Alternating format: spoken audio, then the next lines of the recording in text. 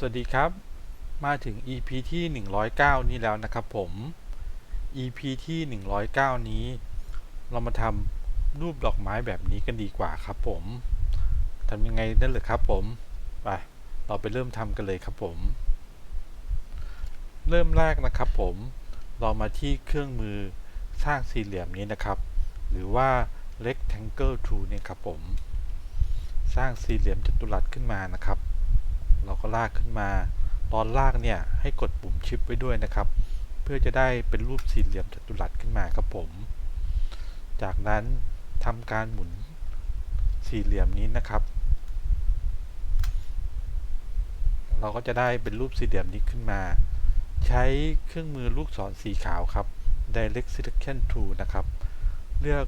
มุมฝั่งนี้2มุมลากเลือก2มุมอย่างนี้มาเลยนะครับแล้วก็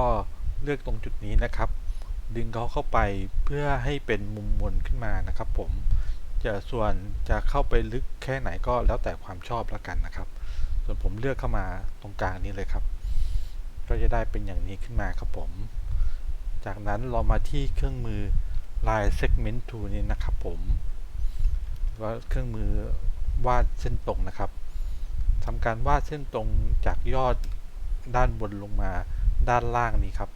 ให้แบ่งกลางครึ่งกึ่งกลางของรูปที่เราวาดไว้เมื่อกี้ให้พอดีเลยนะครับผมแล้วเราก็จะมาที่เครื่องมือนี้ครับ Anchor Point Tool นะครับผมเพื่อจะสร้างแขนเขาขึ้นมาเป็นการดัดให้ลายเซกเมนต์เส้นตรงของเรานี้นะครับเป็นเส้นเคิร์ฟนะครับเราก็จะดึงแขนเข้ามาด้านนี้ได้เลยครับแล้วก็มาด้านล่างนี้ก็ดึงแขนมาอย่างนี้ได้เลยครับตอนนี้เราก็จะเริ่มเห็นแล้วใช่ไหมครับว่ากลีบดอกไม้ของเราเนี่ยก็จะมี2กลีบใช้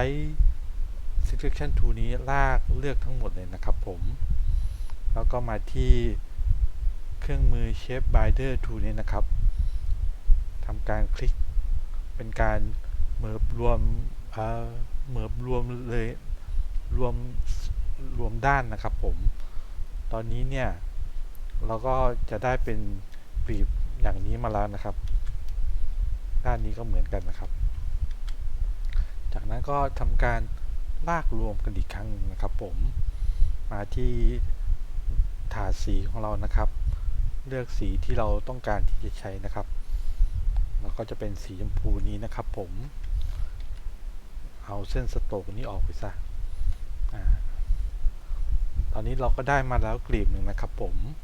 เลือกรวมทั้งหมดอีกครั้งหนึ่งมาที่ Object นะครับผมมาที่ Group นะครับเพื่อรวมเขาด้วยกันนะครับผมมาที่เครื่องมือ Rotate Tool นี้ครับเลือกมุมด้านล่างนี้นะครับแล้วก็กดปุ่ม Alternate ค้างไว้คลิกเพื่อทำการหมุนเข้าไปที่90องศานะครับผมทำการกด Copy ครับผมแล้วกดปุ่ม Ctrl D นะครับผมเพื่อทำการ Duplicate 2 ครั้งเท่านี้เราก็จะได้กลีบดอกไม้ของเรามาแล้วครับผมเป็นไงบ้างครับไม่ยากเลยใช่ไหมครับถ้าเกิดเราไม่ชอบสีชมพูนี้ลองเปลี่ยนเป็นสีฟ้าก็ได้ครับผมเป็นสีฟ้านี่ก็ได้ครับหรือว่าจะเปลี่ยนเป็นสีดำก็ได้ครับหรือถ้าเกิด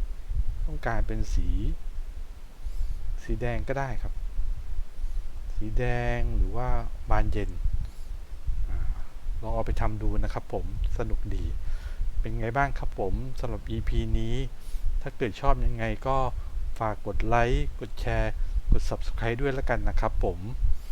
สำหรับ EP หน้าจะเป็นเรื่องอะไรนั้นฝากติดตามด้วยแล้วกันนะครับสำหรับ EP นี้สวัสดีครับ